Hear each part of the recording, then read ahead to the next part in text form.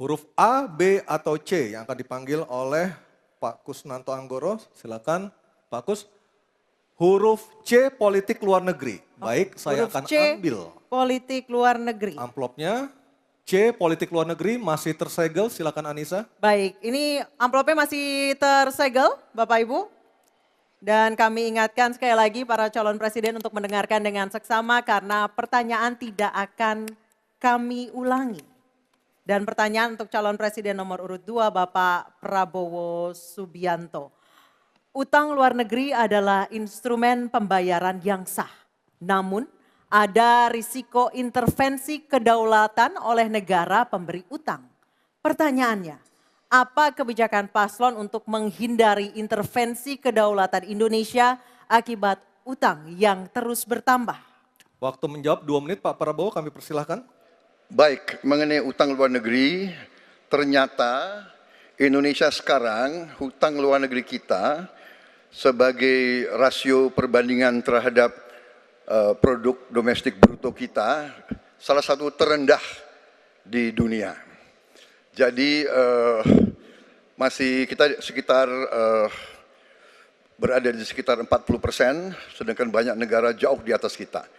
Kedua, kembali lagi dengan manajemen yang prudent, pengelolaan yang baik, dan dengan strategi ekonomi yang tepat, terutama dengan hilirisasi, di mana kita bisa mendapat keuntungan sebagai bangsa, ini memperkuat posisi tawar kita. Jadi saya kok tidak terlalu khawatir negara lain mau intervensi kita soal hutang.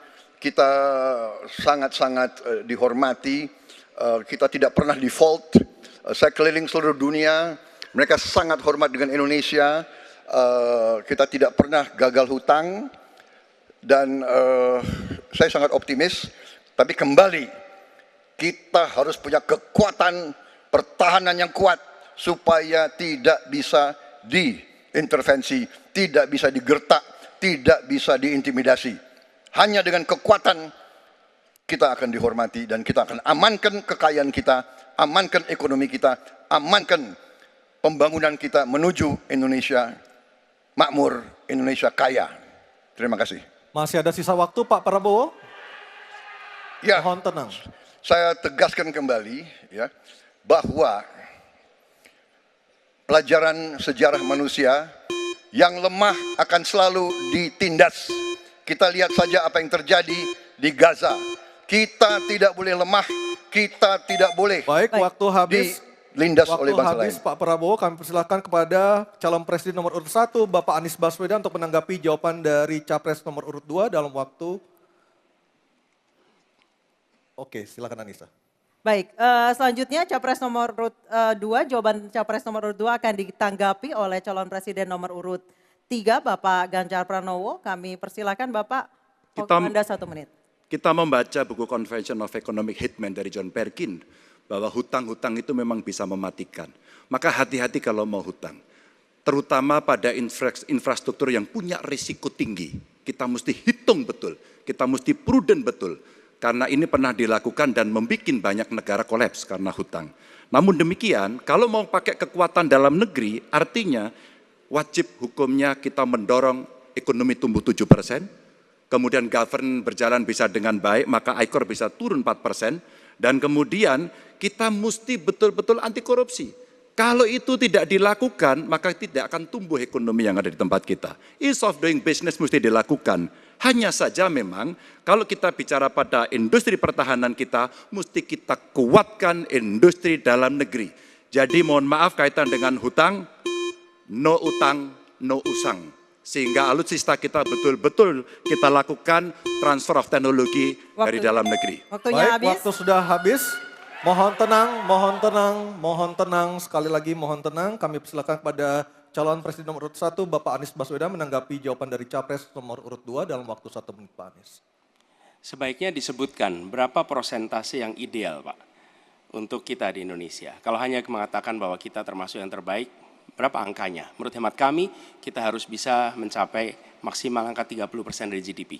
Sehingga kita aman di situ, di bawah 30%. Dan itu caranya apa? Dengan satu, menata hutangnya, yang kedua memperbesar GDP-nya.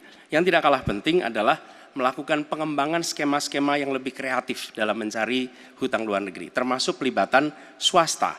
Lalu memastikan bahwa ada perluasan wajib pajak yang harapannya nanti akan memperkuat juga GDP kita. Di samping mengurangi kebocoran pajak. Dan hutang-hutang yang kita gunakan untuk aktivitas produktif.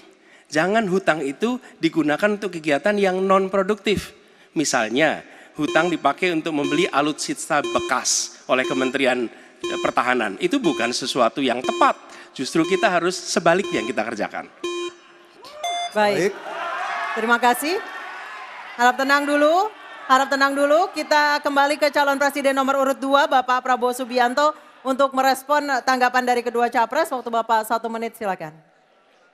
Saya nggak mengerti. Jangan-jangan guru kita, buku kita sama, Pak Ganjar. Kok saya banyak sependapat. Terus aja. Saya akan bilang AA. Saya bukan orang macam-macam. Tapi Pak Anies, saya kira Pak Anies perlu belajar ekonomi lagi, ya kan? Jadi kalau bilang ideal 30%, dasarnya apa? Yang di bawah kita itu Arab Saudi, Rusia, pokoknya negara-negara yang punya sumber alam yang luar biasa. Tetapi 40% ya salah satu terendah sekarang. Jadi kalau kita mau bangun industri, tadi saya setuju sebagian dari yang Bapak sampaikan. Oh iya, kenapa? Yang penting utang itu produktif. Itu saya setuju. Tapi kita bisa sampai 50%, tidak ada masalah. Kita tidak pernah default. Kita tidak pernah default. Kita dihormati di dunia. Baik. Terima kasih. Baik, terima kasih. Baik, kita beralih ke pertanyaan untuk calon presiden nomor urut 3, Bapak Ganjar. Jangan lupa subscribe ya.